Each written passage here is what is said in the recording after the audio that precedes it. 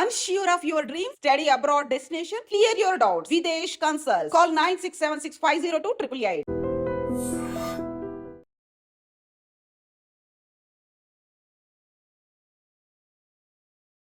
అమెరికాలో కాల్పులు ఇట్లాంటి వార్త చూడగానే నిజంగా భయమేస్తుంది. బికాస్ అమెరికాలో మన వాళ్ళు చాలా మంది ఉన్నారు.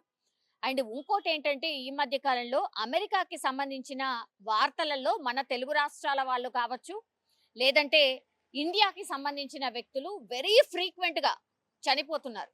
ఏదో ఒక సందర్భంలో అంటే వాళ్ళు సూసైడ్ చేసుకోవడం అనుకోండి, లేదంటే అనుమానాస్పదంగా చనిపోవడం అనుకోండి, ఇట్లా కాల్పులలో చనిపోవడం అనుకోండి, లేదంటే యాక్సిడెంట్ జరిగి చనిపోవడం అనుకోండి, ఇట్లా ఏ వార్త వచ్చినా సరే అయ్యో అని అనుకోవాల్సిందే తప్పించి ఇంకా ఏం చేయడానికి కూడా ఏమీ ఉండట్లేదు.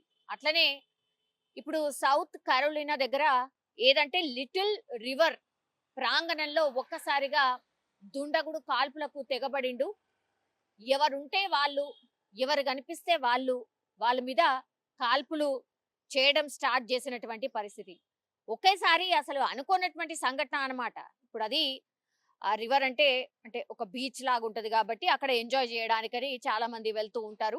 సో అట్లా ప్రశాంతంగా గడుపుదాము అనుకున్న వాళ్ళ మీదకి కాల్పులు జరపడంతో ఒక్కసారిగా అసలు ఏం జరిగిందో ఏంటో అర్థమయ్యే లోపలనే 11 మందికి ఈ కాల్పుల్లో గాయాలు కావడం, ఆ తర్వాత కాల్పుల మూతతోని దద్దరిల్లడం, ఆ ప్రాంతమంతా హాహాకారాలు, అరుపులు, అటు ఇటు పరుగులు ఇవన్నీ చూసిన వాళ్ళు కూడా ఒక రకంగా ఈ మధ్య కాలంలో ఉన్న సిచ్యువేషన్స్ మనకు తెలుసు కదా. ఈ ఉగ్రవాదులని, కాల్పులని ఇట్లాంటి సంఘటనలు కూడా జరుగుతున్నాయి. ఇంకోటి ఏంటంటే అమెరికాలో మనకు తెలుసు కదా, గన్ కల్చర్ కూడా చాలా ఎక్కువగా ఉంటుంది. అమాయకులైనటువంటి వాళ్ళని కూడా కాల్చినటువంటి సందర్భాలు ఉన్నాయి. మన వాళ్ళు చాలా మంది ప్రాణాలు కోల్పోయిన సందర్భాలు కూడా చాలానే ఉన్నాయి. సో ఇట్లాంటి పరిస్థితుల్లో ఒక్కసారిగా ఈ కాల్పులు జరిగేసరికి ఎన్నో అనుమానాలు, అసలు ఎందుకు జరుపుతున్నారు ఏందో తెలియనటువంటి పరిస్థితి. ఇక ఒక్కసారిగా కాల్పులు జరిపేసరికి ఎంతమందికి గాయాలైనాయి అంటే గాయాల పాలైన వాళ్ళ సంఖ్యనైతే ఇప్పటి వరకు మనకు అధికారికంగా తెలియదు. కానీ ఈ కాల్పుల వల్ల, ఈ బుల్లెట్స్ తాకడం వల్ల ఆసుపత్రి పాలైనటువంటి వాళ్ళ సంఖ్య మాత్రం 11కు చేరింది. సో వెంటనే అంబులెన్స్ మోతలతోని పూర్తిగా ప్రాంగణం అంతా దద్దరిల్లిపోయింది. ఇంకోవైపేమో పోలీసులందరూ కూడా ఆ స్పాట్ కి చేరుకున్నటువంటి పరిస్థితి.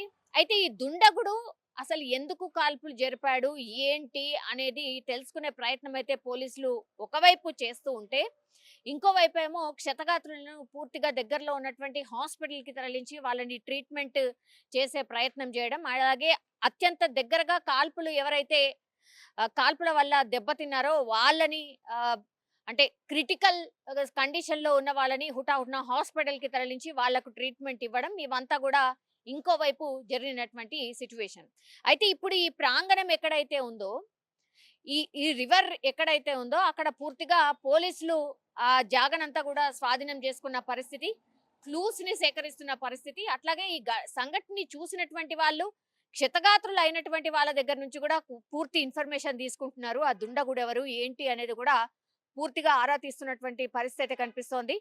దుండగుడు అదుపులో ఉన్నాడు అనేటువంటిది అయితే ప్రస్తుతం మనకు అందుతున్నటువంటి సమాచారం. సో ఈ కాల్పులు ఎందుకు జరపాల్సి వచ్చింది, ఇంత క్రూరంగా కాల్పులు ఎందుకు జరిపాడు ఏంటి అనేది కూడా పూర్తి స్థాయిలో విచారణ అయితే పోలీసులు చేస్తున్న పరిస్థితి కనిపిస్తోంది. కానీ గాడ్స్ గ్రేస్ ఎవరు కూడా స్పాట్ లో అయితే చనిపోలేదు. బట్ గాయాల పాలైన వాళ్ళు, ఈ కాల్పుల వల్ల బుల్లెట్స్ తాకిన వాళ్ళ సంఖ్య మాత్రం చాలా పెద్దగా ఉంది. 11 మందికి బుల్లెట్స్ గాయాలయ్యాయి కాల్పుల వల్ల.